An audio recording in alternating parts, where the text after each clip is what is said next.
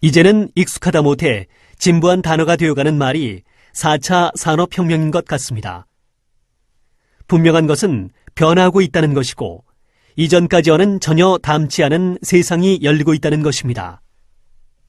이런 변화의 속도에 맞춰 이제 돌이킬 수 없는 변화의 물결이 이미 시작되었고 곧 머지않은 장래에 상상을 초월한 세계가 열릴 것이란 것을 누구나 체감하고 있기도 합니다. 이번 시간에서 4차 산업의 일반적인 의미와 구조, 4차 산업혁명을 이루는 요소들, 그리고 한국의 4차 산업혁명이 가야 할 길에 대하여 학습하여 보도록 하겠습니다. 이번 시간 학습을 통해 여러분은 4차 산업혁명의 의미와 구조에 대해 설명할 수 있고 4차 산업혁명의 요소들에 대해 설명할 수 있고 한국의 4차 산업혁명의 길에 대해 설명할 수 있습니다. 4차 산업혁명의 의미와 구조. 사실 4차 산업혁명이 무엇인가에 대해서는 확립된 개념도 이론도 실체도 아직 명확한 것이 없습니다. 아니, 너무 많은 홍수에 그만큼 많은 논란과 관점들이 난무하고 있는 것입니다. 2016년 세계경제포럼에서 4차 산업혁명을 제시하기 전인 2011년에 독일 정부는 자국의 산업 부흥 전략으로 이미 인더스트리 4.0 정책을 추진하기 위해 4차 산업혁명 개념을 사용했습니다. 인더스트리 4.0은 제조업의 혁신을 통해 경쟁력을 강화하기 위한 것으로 사물 인터넷을 통해 생산기기와 생산품 간의 정보 교환이 가능한 제조업의 완전한 자동 생산 체계를 구축하고 전체 생산 과정을 최적화하는 목표로 추진되었습니다. 그런데 어느 학자는 오히려 3차 산업혁명이라는 저서에서 이제야 3차 산업혁명이 시작되었다고 보았습니다.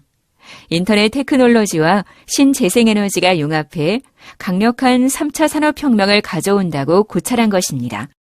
1760년대 1차 산업혁명은 석탄과 증기기관을 에너지로 하여 대량 생산 시대를 열고 철도, 인쇄술, 대중교육 등이 결합되었다고 설명했습니다. 1860년대에는 2차 산업혁명으로 전기와 석유를 에너지로 전신, 전화, 방송 등 전자통신 기술이 널리 경제와 사회를 변화시켰다고 보았습니다. 그리고 1990년대에는 인터넷의 등장으로 정보고속도로, 재생에너지, 분자생물학 등의 발전을 이루는 3차 산업혁명이 등장했다고 본 것입니다. 3차 산업혁명이 등장한 지 불과 20여 년 만에 4차 산업혁명에 들어섰다고 볼 수 있을까요? 4차 산업혁명에서 거론되는 것들이 구름 잡는 거품에 불과한 것일까요? 이에 대해 2016년에 4차 산업혁명의 화두를 본격적으로 던진 세계경제포럼의 클라우스 슈바프 회장은 4차 산업혁명이 속도, 범위, 체제에 대한 충격의 세 측면에서 3차 산업혁명과 확연히 다르다고 강조했습니다. 4차 산업혁명을 기존의 산업혁명들과 비교했을 때 선형적인 변화가 아니라 완전히 차원이 다른 지각변동 수준이라고까지 보았습니다.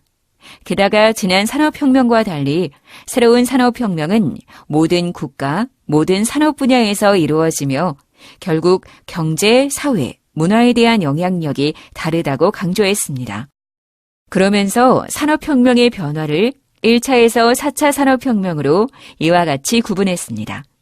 여기에서 슈바프도 4차 산업혁명이 언제 도래할 것인지는 확정하지 못했다는 것을 알 수 있습니다.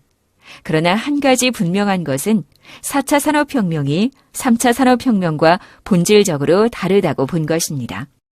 현재 시점에서 기술, 사회, 경제 등의 메가 트렌드를 중심으로 유형경제에서 무형경제, 효율 중심의 혁신 중심, 소유경제에서 공유경제, 즉 기존 산업에서 미래 산업으로 변화하고 있음을 알 수 있습니다.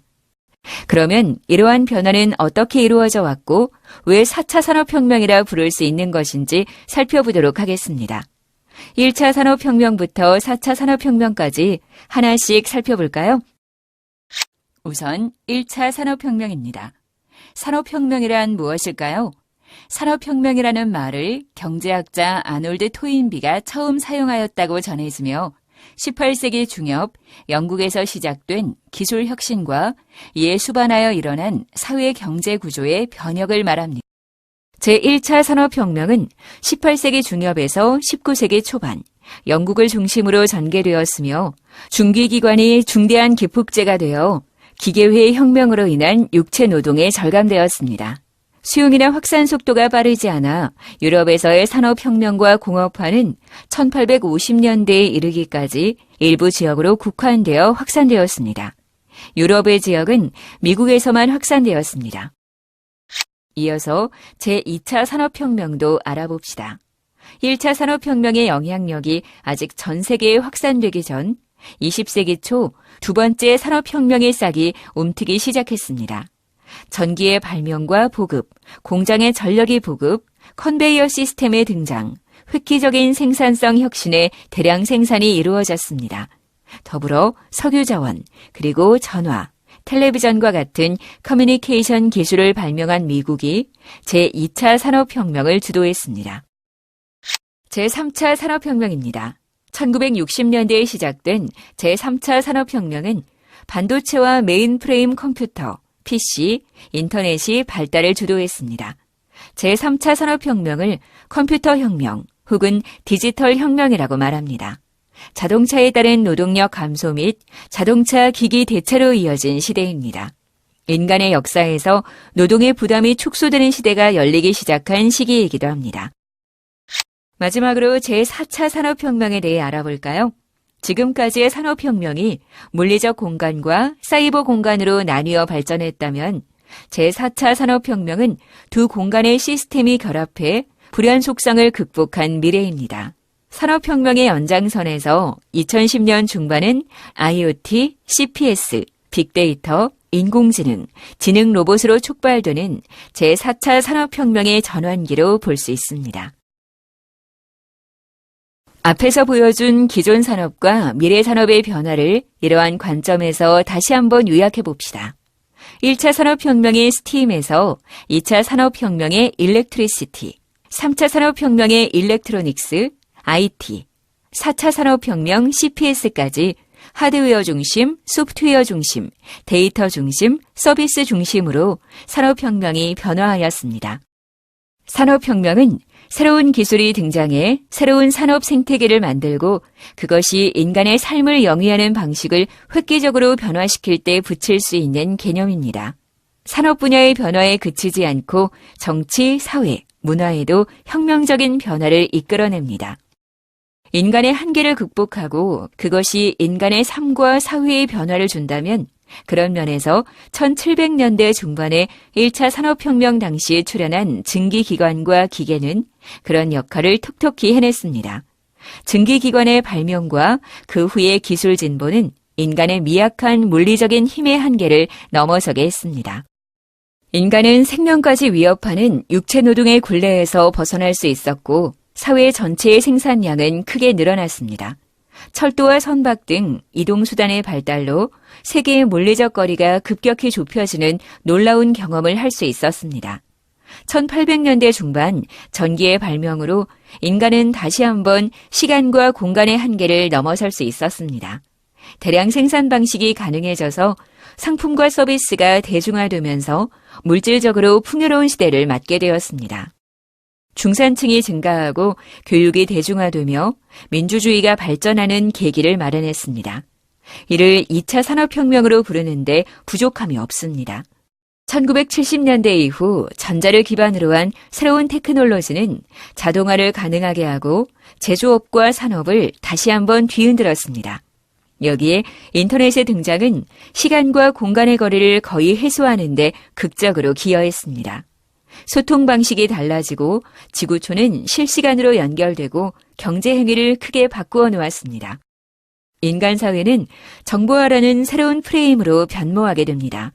따라서 이러한 변화를 3차 산업혁명으로 명명할 수 있을 것입니다.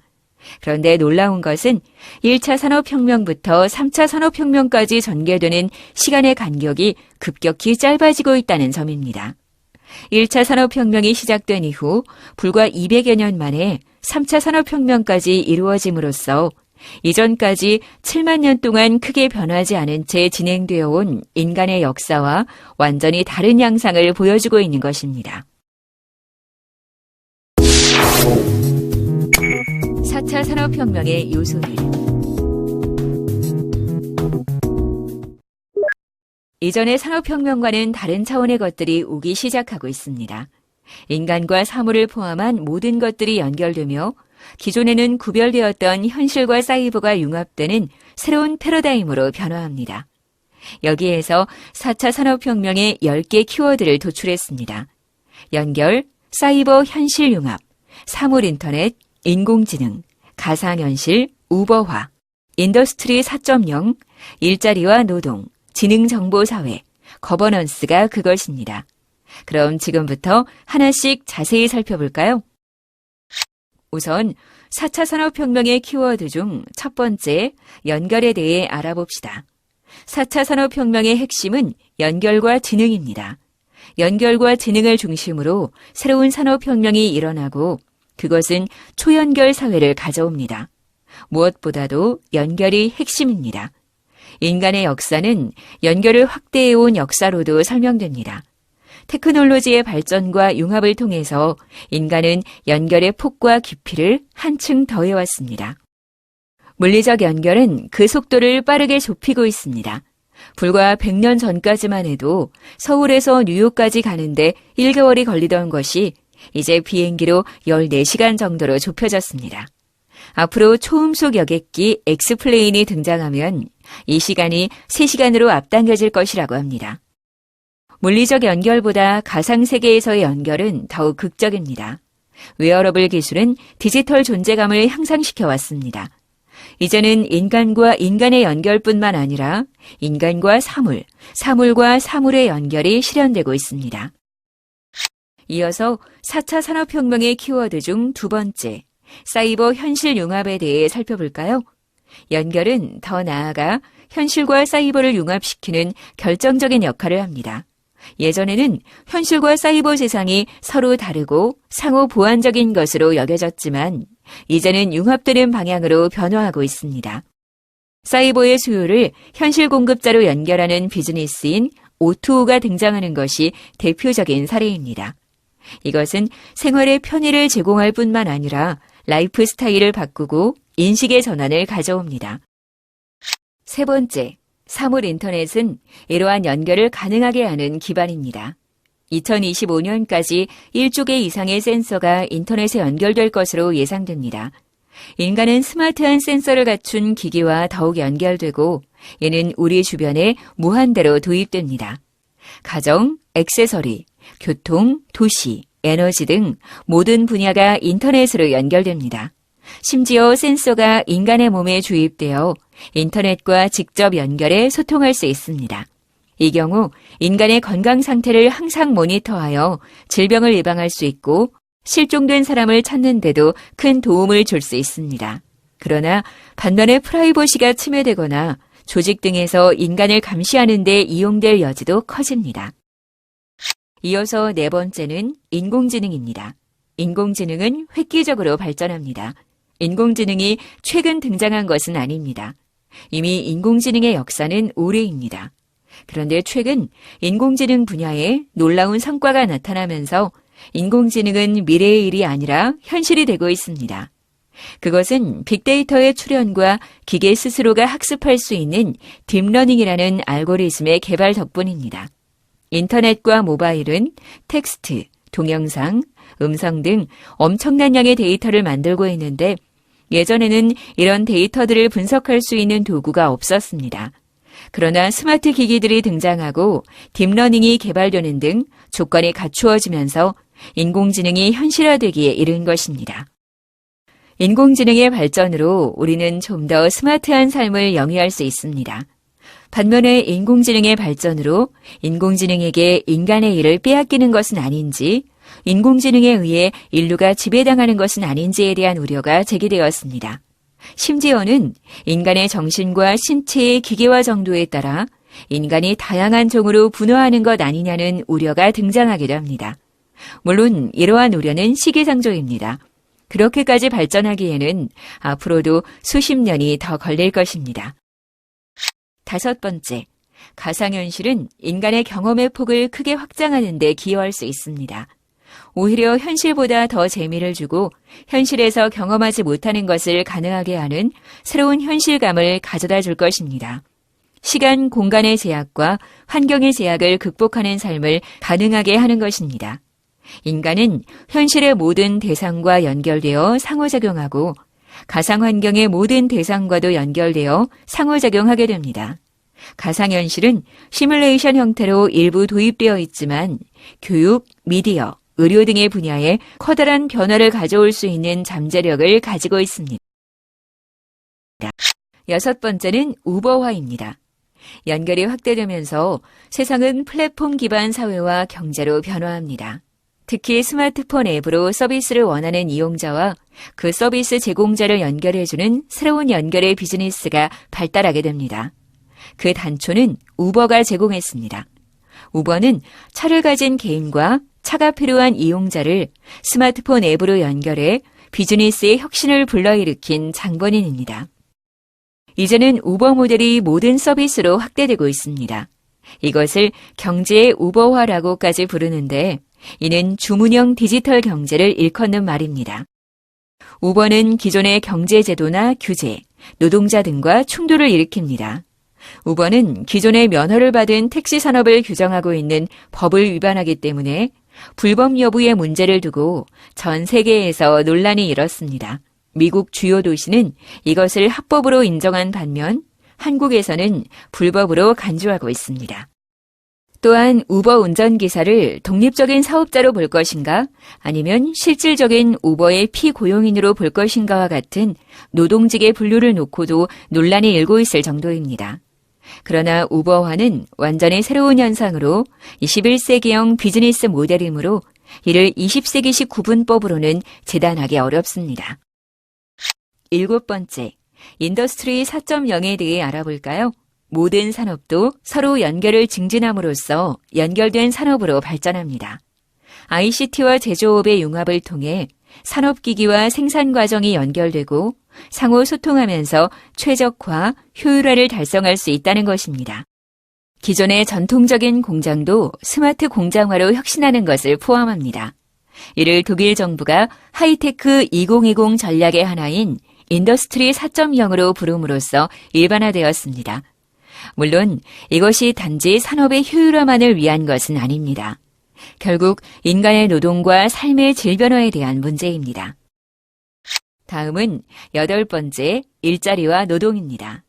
4차 산업혁명이 가져오는 핵심 논란 중 하나는 일자리에 관한 것입니다. 인공지능과 지능정보가 인간의 일자리를 빼앗는 것이 아니냐는 우려가 큽니다. 이것은 일자리 문제뿐만 아니라 노동 성격의 변화와도 관련이 깊습니다. 9번째, 지능정보 사회에 대해서도 알아봅시다. 우리는 이렇게 사물인터넷, 인공지능, 가상현실 등으로 연결이 극대화한 사회를 지능정보 사회라고 부를 수 있습니다. 기존의 정보사회가 지능이 결합되면서 한층 연결을 증진시키는 것입니다. 이런 지능정보사회는 기존의 사회와 다른 특징을 갖습니다. 사회적으로는 공동체와 결사체를 넘어 공감사회로 변화합니다. 기술은 기계기술, 정보기술을 넘어 지능정보기술로 진화합니다. 이에 따라 경제는 물질경제를 넘어섭니다. 서비스 경제화로 가고 더 나아가 공유경제와 체험경제로 발전합니다. 사회의 지배양식은 예전의 수직적인 위계적 지배질서를 넘어 수직 수평적인 혼계적 지배질서로 변화하게 됩니다. 문화는 다문화를 넘어 혼성문화로 변화합니다. 마지막은 거버넌스입니다. 이런 4차 산업혁명 사회, 지능정보 사회에 걸맞은 거버넌스를 갖추기 위한 준비도 필요합니다. 규제와 문화를 바꾸고 공공부문과 민간부문의 역할도 달라져야 합니다. 지금까지 한국의 규제는 포지티브 규제 시스템으로 운영되었습니다. 이것은 공업과 제조업 중심의 성장을 뒷받침하기 위한 제도로 만들어져 운영되었습니다. 그런데 4차 산업혁명 사회는 포지티브 규제 시스템과 충돌합니다. 더 이상 효용성을 갖지 못합니다. 따라서 규제 시스템을 네거티브 규제로 바꾸지 않으면 안 됩니다. 4차 산업혁명을 준비할 공공부문의 거버넌스도 다시 짜야 합니다.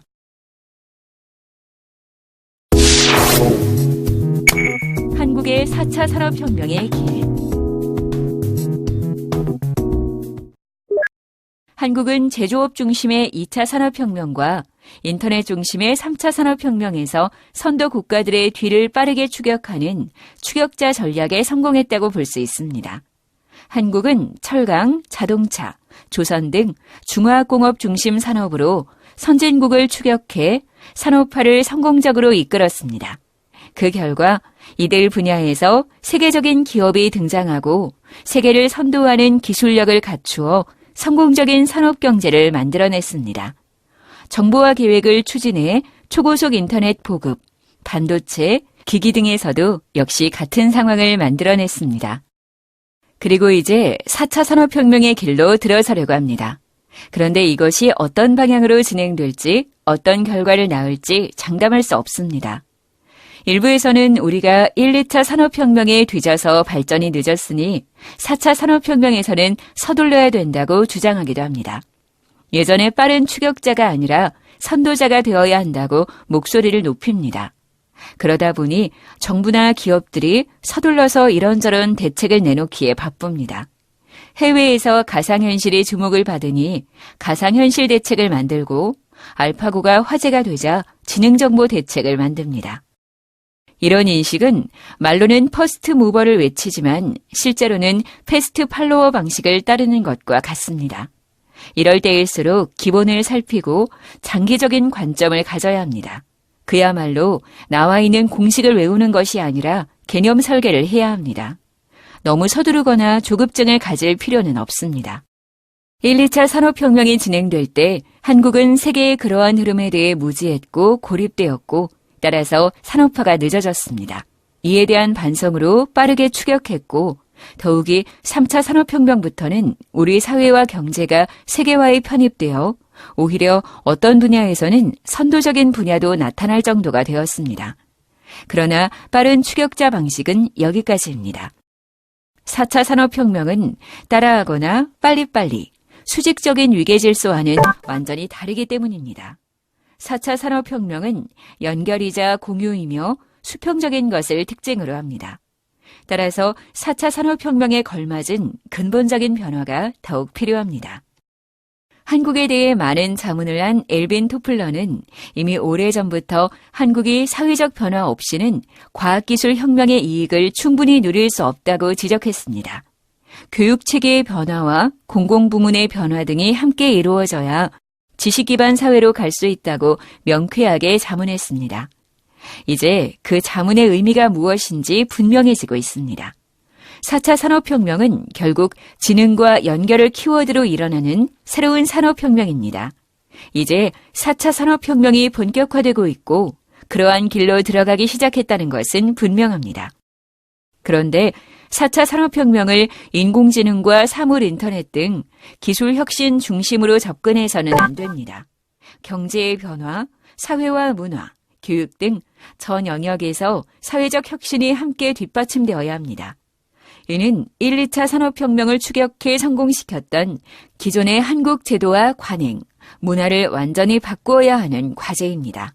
그 과제를 해결하는 것은 정말로 쉽지 않습니다. 고통을 수반하고 시간이 필요합니다. 그러나 반드시 걸어야 하는 길입니다. 지금까지 4차 산업혁명 구조에 대해 학습하셨습니다. 수고하셨습니다.